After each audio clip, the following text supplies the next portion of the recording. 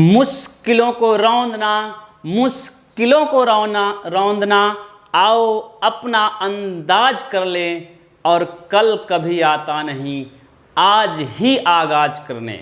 गिरना उठना, शिखर को छूना, घर घर का अंदाज कर लें, कल कभी आता नहीं, आज ही आगाज कर लें। तो हेलो दोस्तों, अनोद एकेडमी में आप सभी का स्वागत है। डीएसएसबी टीजीटी हिंदी फीमेल का पेपर अभी संपन्न हुआ और उसकी संभावित कट ऑफ क्या हो सकती है, इसके संदर्भ में हम लोग आज विश्लेषण करेंगे। डीएसएसबी टीजीटी हिंदी फीमेल की कट ऑफ क्या होगी, और इस पेपर के विश्लेषण में डीएसएसबी पीजीटी हिंदी मेल के भी ऐसे ही प्रश्न आने की संभावना है, ऐसे ही प्रारूप होने की संभावना है। तो पीजीटी मेल के लिए भी ये एक तरह मार्गदर्शन का काम करेगी।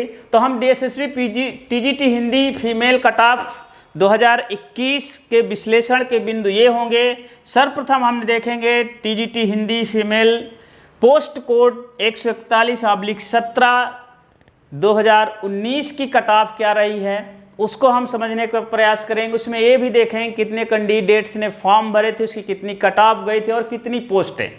3 आधार पर विश्लेषण होगा। एक तो पोस्ट कितनी थी, और इसमें कैंडिडेट कितने भरे गए थे, कैंडिडेटों ने कितने सम्मिलित हुए थे, और इसमें इसकी कट ऑफ क्या होगी रही, ये कट ऑफ क्या रही। यही अब 2021 का जो प्रश्न पत्र है उसका कठिनाई का स्तर कितना है, कितना कठिन था, उसका विश्लेषण हम लोग करेंगे।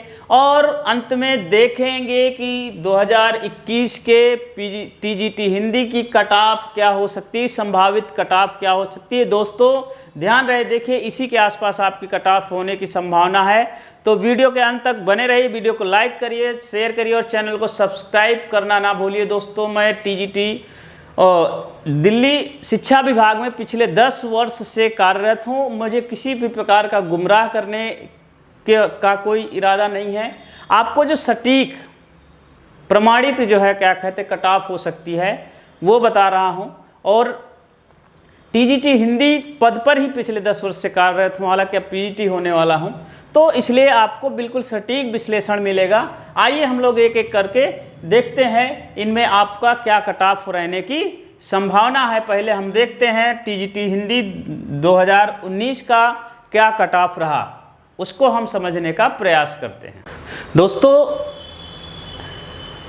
पोस्ट कोड 141/17 2019 की जो कट ऑफ थी वो इस प्रकार थी। जनरल कैंडिडेट जो जनरल पोस्टें थी वो 73 पोस्ट थी, 17,188 लोगों ने सम्मिलित हुए थे, और इसमें 131.29 गई थी। पेपर भी काफ़ी आसान था, सरल था, बहुत कठिन नहीं था। ओबीसी की 14 सीट थी, 4,831 लोगों ने फॉर्म भरा था, और 125.01 ओबीसी की कट ऑफ रही थी 2019 की में, और एससी में 26 पोस्ट थी, 6,112 लोगों ने फॉर्म भरा था, और 1,117.75 कट ऑफ गई थी। एसटी की 18 पोस्टें थी, 3,017 लोगों ने फॉर्म भरा था, और 109.9 गई थी कट ऑफ। ध्यान ये रहे कि ये पेपर जो है 2019 का काफ़ी सरल भी था, और इसमें पोस्टें कम होने की वजह से इसकी मेरिट काफ़ी हाई गई।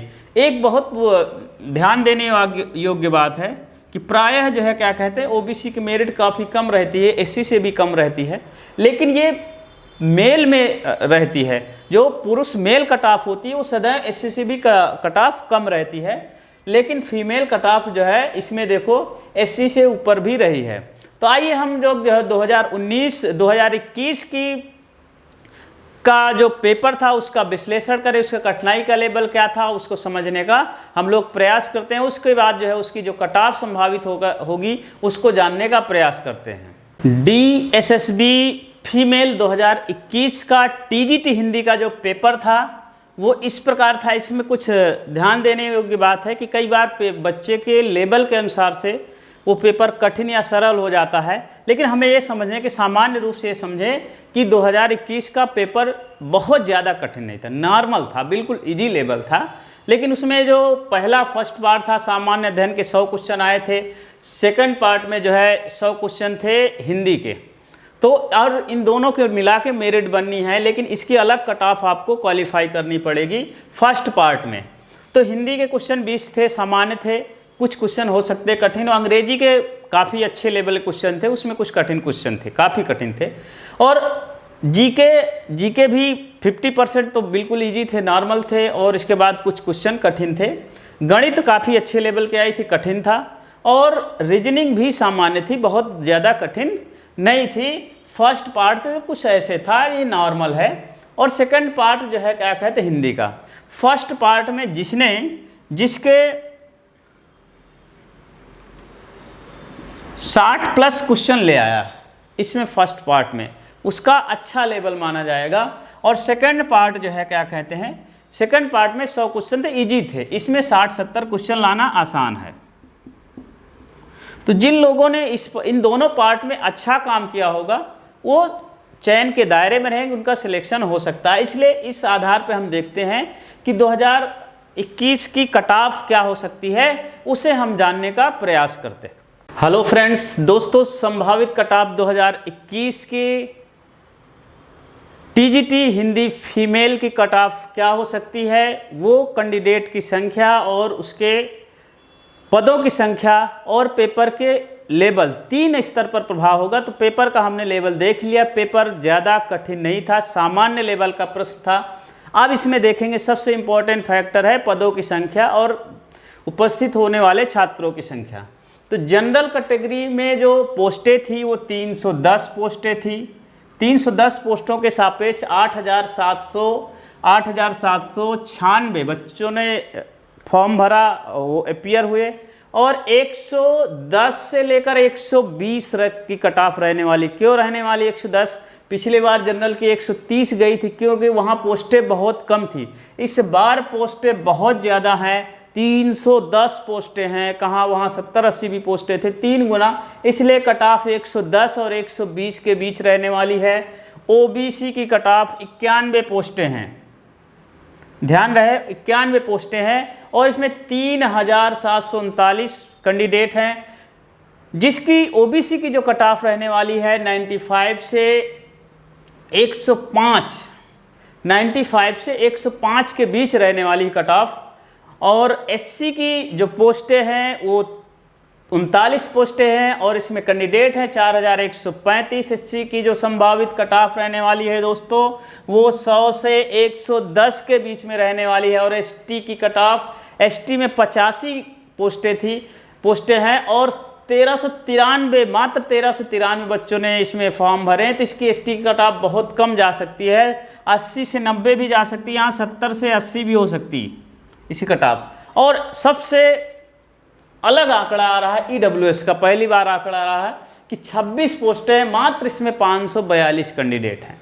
तो इसकी मेरिट काफ़ी लो जाने की संभावना, काफ़ी कम जाने की संभावना इससे भी कम आ सकती है, क्योंकि 542 फॉर्म ही है और 26 पोस्ट है, इसमें 90 से 100 के बीच में कट ऑफ होगी।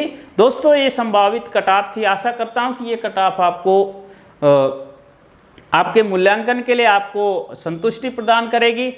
और जिन लोगों का मार्क्स अच्छा लग रहा है, जिनका पेपर अच्छा बना, तो बहुत बहुत बधाई हो उनको बहुत बहुत शुभकामनाएं।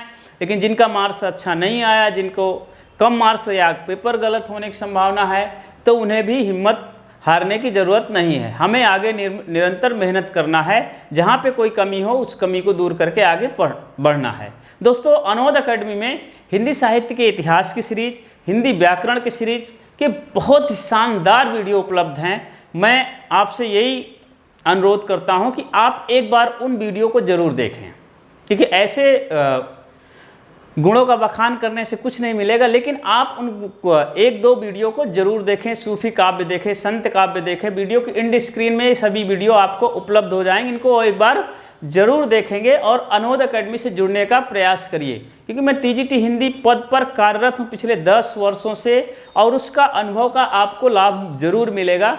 तो दोस्तों, आपने पेपर अच्छा किया, बहुत अच्छी बात है। पेपर खराब हुआ है, उसके लिए फिर से मेहनत करना है, क्योंकि हम अपने आप को संघर्ष के लिए समर्पित रहें, तैयार रखें, पेपर अच्छा होगा और सिलेक्शन भी होगा, इसमें कोई दो राय नहीं। तो सिलेक्शन के लिए मेहनत बहुत ज़रूरी है। कर्तव्य पथ पर चलने का मज़ा कुछ और है, संघर्ष में जीवन जीने का मज़ा कुछ और है। ये तो शांत जल में सभी तैर लेते हैं, तूफानी जल में तैरने का मज़ा ही कुछ और है। तूफानी जल में तैरने का मज़ा कुछ और है। दोस्तों बहुत बहुत धन्यवाद। अनोद अकेडमी चैनल को सब्सक्राइब करें, लाइक करें और इससे जुड़ने का प्रयास करें। निसंदेह आपको ज़रूर फ़ायदा होगा। बहुत बहुत धन्यवाद। जय हिंद, जय भारत।